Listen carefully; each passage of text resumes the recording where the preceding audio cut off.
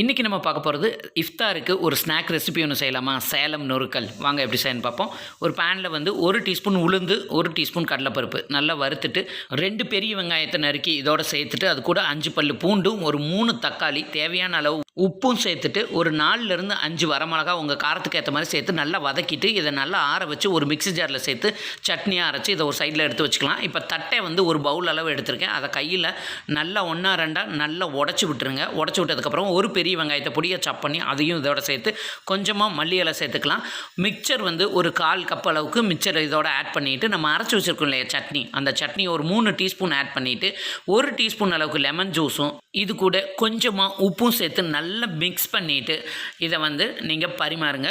இது வந்து இஃப்தாருக்கு ஒரு நல்ல ஸ்நாக் ரெசிபியாக இருக்கும். கண்டிப்பாக இதை ட்ரை பண்ணி பாருங்கள். நீங்கள் எப்போ சாப்பிட்றீங்களோ அந்த டைமுக்கு இது எல்லாத்தையும் மிக்ஸ் பண்ணுங்கள். முன்னாடியே கலந்து வச்சிங்கன்னா வதத்து போன மாதிரி ஆயிரும். இந்த வீடியோ உங்களுக்கு பிடிச்சிருந்தா மறக்காமல் நம்ம சேனலை சப்ஸ்கிரைப் பண்ணி